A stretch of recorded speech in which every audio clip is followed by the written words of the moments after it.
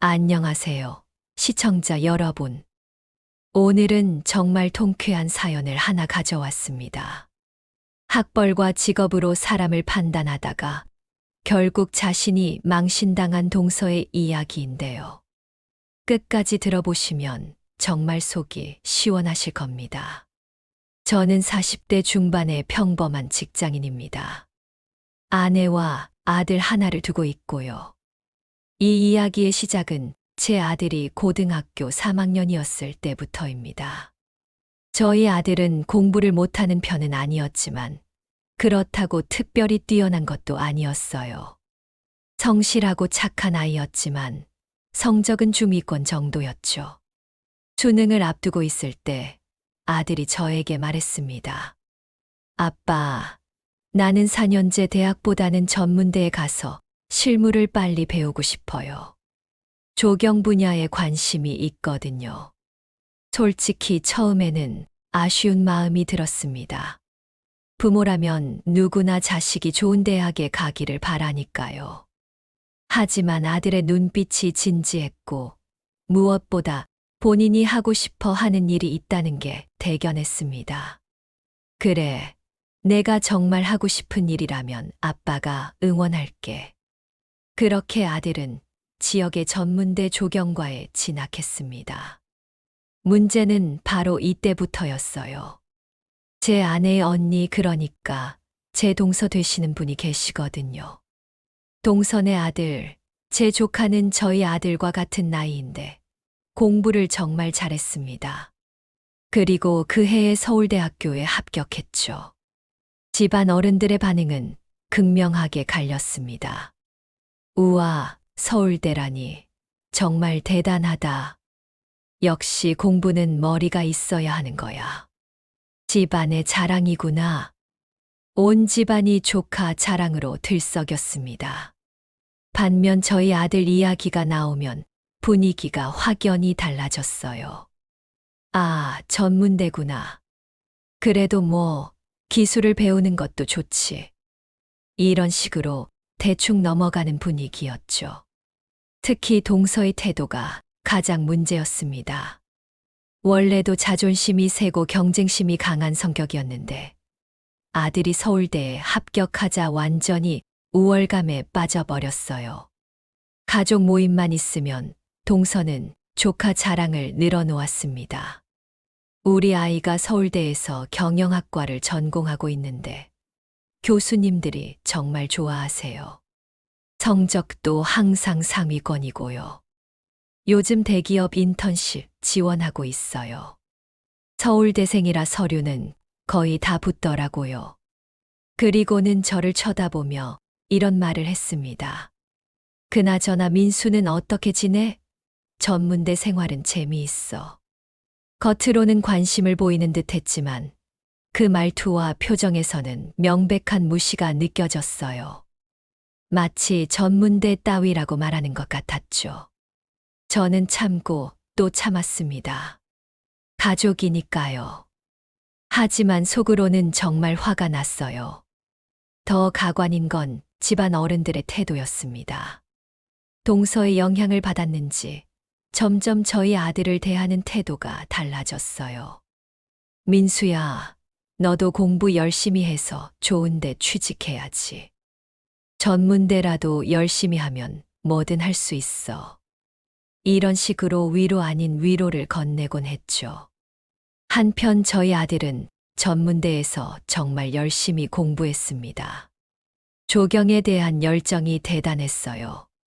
방학 때는 조경회사에서 아르바이트를 하며 실무 경험을 쌓았고 각종 자격증도 취득했습니다. 아빠, 나는 단순히 나무 심고 잔디 까는 게 아니라 공간을 디자인하는 일을 하고 싶어요. 사람들이 편안함을 느낄 수 있는 공간을 만들고 싶어요. 아들의 말에서 진정성이 느껴졌습니다. 비록 동서는 무시했지만 저는 아들이 자랑스러웠어요. 2년 후 드디어 취업할 시기가 왔습니다. 조카는 예상대로 대기업에 합격했어요. 그것도 정말 유명한 대기업이었죠. 동서의 자랑은 하늘을 찔렀습니다. 우리 아이가 대기업에 합격했어요. 초봉이 얼마인지 아세요? 정말 대단하지 않나요? 가족 모임에서 동서는 조카의 입사 소식을 자랑스럽게 발표했습니다. 모든 친척들이 축하 인사를 건넸죠. 반면 저희 아들은 지역의 중소조경회사에 취직했습니다. 규모도 작고 이름도 잘 알려지지 않은 회사였어요. 동서의 반응은 예상할 수 있었습니다. 아, 민수는 조경회사에 들어갔구나. 그래도 취직한 거니까 다행이야.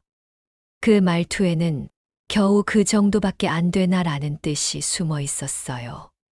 그날부터 동서의 무시는 더욱 노골적이 되었습니다. 대기업과 중소기업은 확실히 다르더라고요. 우리 아이 연봉이 얼마인지 아세요? 요즘 조경업계는 어때? 일거리가 많이 있어. 마치 저희 아들이 불안정한 일을 하고 있다는 식으로 말하는 거였어요. 하지만 저는 묵묵히 참았습니다. 아들이 자신의 길을 걸어가고 있다는 것을 믿었거든요. 시간이 흘러 5년이 지났습니다. 조카는 대기업에서 승진을 거듭하며 과장이 되었어요. 동서의 자랑은 여전했습니다. 우리 아이가 벌써 과장이 되었어요. 같은 기수 중에서 가장 빨리 승진한 거래요. 반면 저희 아들은 여전히 그 조경회사에서 일하고 있었습니다. 겉보기에는 별다른 변화가 없어 보였어요. 하지만 저는 아들이 얼마나 열심히 일하고 있는지 알고 있었습니다. 퇴근 후에도 디자인 공부를 하고 주말에는 관련 세미나에 참석하며 자기 개발을 게을리하지 않았거든요. 아빠, 저는 단순한 시공업체 직원이 아니라 진짜 조경 디자이너가 되고 싶어요. 언젠가는 독립해서 제 이름으로 프로젝트를 진행하고 싶어요. 아들의 꿈은 구체적이고 현실적이었습니다. 동서는 여전히 저희를 무시했어요. 대기업은 확실히 안정적이야. 평생 직장이라고 할 수 있지. 중소기업은 언제 망할지 몰라서 불안하잖아. 이런 식으로 은근히 저희를 깎아내렸죠. 그런데 8년째 되는 해 예상치 못한 일이 벌어졌습니다. 조카가 다니던 대기업이 구조조정을 단행한 거예요. 그리고 조카가 명예퇴직 대상에 포함되었습니다. 물론 대기업이라 퇴직금도 많이 나왔고 재취업 프로그램도 있었어요. 하지만 동서에게는 청천벽력 같은 소식이었죠. 이게 무슨 일이야? 대기업이 이럴 수가 있어. 동서는 완전히 당황했습니다. 평생 직장이라고 믿었던 대기업에서 아들이 쫓겨난 거나 마찬가지였으니까요. 반면 저희 아들은 점점 실력을 인정받고 있었습니다. 회사에서 주요 프로젝트를 맡기기 시작했고, 다른 업체에서도 스카우트 제의가 들어왔어요. 하지만 아들은 성급하게 움직이지 않았습니다. 아빠, 저는 확실한 실력을 갖추고 나서 독립하고 싶어요. 조경 인테리어 분야에서 정말 인정받는 전문가가 되고 싶어요. 그리고 10년째 되는 해, 드디어 그 순간이 왔습니다. 아들이 드디어 독립을 선언한 거예요. 그동안 쌓은 경험과 인맥을 바탕으로 조경 인테리어 전문 회사를 차린 것이죠. 처음에는 소규모였지만 아들의 실력은 업계에서 빠르게 알려졌습니다. 특히 도심 속 작은 공간을 활용한 조경 디자인 분야에서는 이미 전문가로 인정받고 있었어요. 아빠, 이제 정말 제가 꿈꾸던 일을 하고 있어요. 사람들이 제 디자인을 보고 행복해하는 모습을 볼 때마다 뿌듯해요. 아들의 얼굴에는 자신감과 만족감이 가득했습니다. 한편 조카는 여전히 재취업을 위해 노력하고 있었어요. 하지만 중년의 나이에 새로운 직장을 찾는 게 쉽지 않았죠. 동서의 태도도 많이 달라졌습니다. 예전처럼 자랑질을 하지 않게 되었고, 오히려 조용해졌어요. 그리고 마침내 그 통쾌한 순간이 찾아왔습니다. 저희 친척 중 한 분의 결혼식이 있었어요. 온 가족이 모인 자리였죠. 결혼식이 한창 진행 중일 때, 갑자기 한 중년 남성이 저희 테이블로 다가왔습니다. 정장 차림에 품위 있는 모습의 분이었어요. 그분이 저희 아들을 향해 말했습니다. 혹시 조경 인테리어, 그린 디자인 대표님이신가요? 아들이 놀라며 대답했습니다. 네, 맞습니다. 그런데 어떻게? 그분은 웃으며 명함을 꺼내셨어요. 저는 한국종합건설 회장 김입니다. 저희 회사 본사 사옥 정원 설계를 의뢰하고 싶어서 직접 찾아왔습니다. 그 순간 테이블에 있던 모든 사람들이 깜짝 놀랐어요. 한국종합건설이라면 정말 유명한 대기업이었거든요. 회장님은 계속 말씀하셨습니다.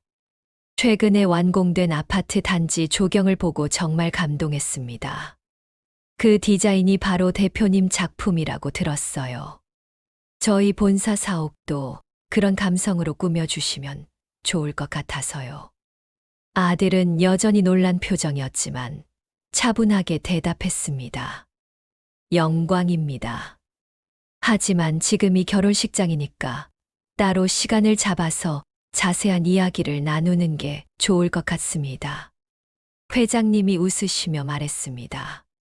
그렇군요. 그럼 다음 주에 저희 회사로 오셔서 상담하시죠. 계약 조건은 충분히 만족하실 거예요. 그리고는 정중히 인사를 하고 가셨습니다. 그 순간 테이블의 분위기는 완전히 바뀌었어요. 어머, 민수가 그렇게 유명한 디자이너였어.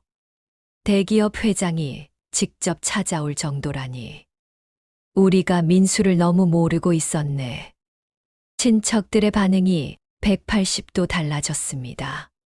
하지만 가장 충격받은 사람은 역시 동서였어요. 동서는 말 그대로 입을 다물지 못하고 있었습니다. 그동안 무시하고 깎아내렸던 조카가 자신의 아들보다 훨씬 성공한 전문가가 되어 있었던 거죠.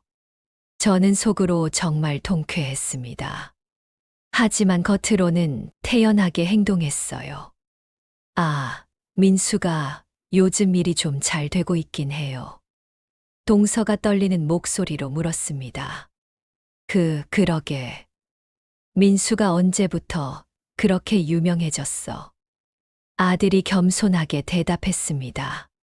그냥 열심히 하다 보니까 운이 좋았어요. 이모. 하지만 다른 친척들은 더 자세한 이야기를 듣고 싶어 했어요. 알고 보니 저희 아들은 이미 업계에서는 꽤 유명한 디자이너였습니다. 특히 제한된 공간을 활용한 창의적인 조경 디자인으로는 최고 전문가 중 한 명이었어요. 최근에 완공된 몇 개의 대형 프로젝트가 큰 주목을 받으면서 여러 대기업에서 러브콜을 받고 있다고 했습니다. 작년 매출이 벌써 몇십억이 넘었어요. 직원도 20명 정도로 늘었고요. 아들의 말에 모두가 놀라워했습니다. 반면 조카는 아직도 재취업을 못한 상태였어요.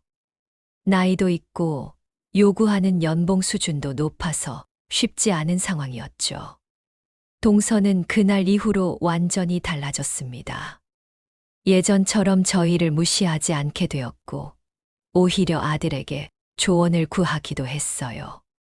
민수야, 혹시 우리 아들 취업 자리 좀 알아봐 줄 수 있을까? 이제 입장이 완전히 뒤바뀐 거죠. 그 후로도 저희 아들의 성공 스토리는 계속되었습니다. 방송에서 인터뷰 요청도 들어오고 조경 관련 책도 출간하게 되었어요. 아빠, 정말 감사해요. 처음에 전문대 간다고 했을 때 반대하지 않고 지지해 주셔서요.